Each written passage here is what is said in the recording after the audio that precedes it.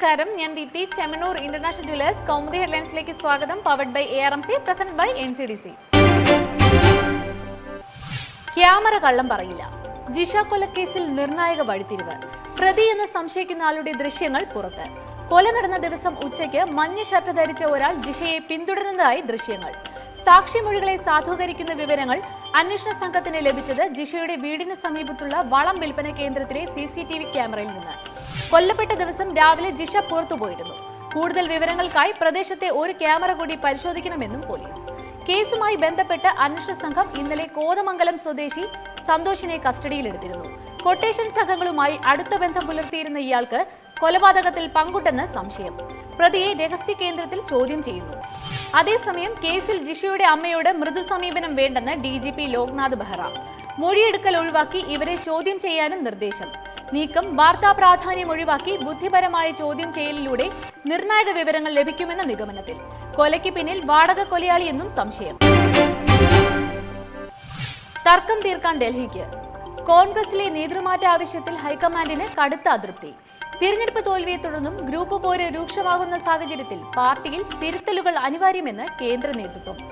ഉമ്മൻചാണ്ടിയും സുധീരനും രമേശും നാളെ സോണിയയും രാഹുലുമായി കൂടിക്കാഴ്ച നടത്തും. നേതൃമാറ്റ വിഷയത്തിലെ ഹൈക്കമാൻഡ് ഇടപെടൽ തോൽവിയുടെ ഉത്തരവാദിത്തം ഉമ്മൻചാണ്ടിക്കൊപ്പം സുധീരനും ഏറ്റെടുക്കണമെന്ന് A ഗ്രൂപ്പ് പരാതിയെ തുടർന്ന്.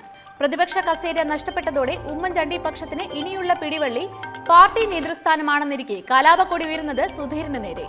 ഹൈക്കമാൻഡ് ചർച്ചയിൽ AK ആന്റണിയുടെ നിലപാടും നിർണായകമാകും. അതിനിടെ തിരഞ്ഞെടുപ്പ് പരാജയം പഠിക്കാൻ നിയോഗിച്ച ഉപസമിതികളോട് 3 ആഴ്ചയ്ക്കകം റിപ്പോർട്ട് സമർപ്പിക്കാൻ KPCC നിർദ്ദേശം. തോൽവിയുടെ കാരണം സംബന്ധിച്ച പരിശോധനകൾക്കായി പാർട്ടി രൂപം നൽകിയത് 4 ഉപസമിതിക്ക്. പദവി പിന്നീട്. നിയമസഭാ തെരഞ്ഞെടുപ്പ് ഫല അവലോകനത്തിനായി CPM സംസ്ഥാന സമിതി ഇന്നും നാളെയും. അട്ടിമറി തോൽവി സംഭവിച്ച മണ്ഡലങ്ങളിലെ പരാജയ കാരണം ചർച്ചയാകും. കഴിഞ്ഞ ദിവസം ചേർന്ന പാർട്ടി സെക്രട്ടേറിയറ്റിൽ വട്ടിയൂർക്കാവിലെയും പൂഞ്ഞാറിലെയും തിരിച്ചടി ചർച്ച ചെയ്യണമെന്ന ആവശ്യം ഉയർന്നിരുന്നു. അതേസമയം VSCയുടെ ക്യാബിനറ്റ് പദവി സംബന്ധിച്ച നിർണായക തീരുമാനങ്ങളൊന്നും സംസ്ഥാന സമിതിയിൽ ഉണ്ടാകാനിടയില്ല. പദവി നൽകുന്ന കാര്യം ഇപ്പോൾ ആലോചിച്ചിട്ടില്ലെന്ന പിണറായി വിജയന്റെ പ്രസ്താവനയും ഇതിന്റെ സൂചനയാണ് നൽകുന്നത്.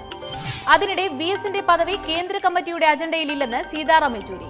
18 മുതൽ 20 വരെ ചേരുന്ന കേന്ദ്ര കമ്മിറ്റിയിൽ ഇക്കാര്യം പ്രത്യേകം ചർച്ച ചെയ്യില്ല.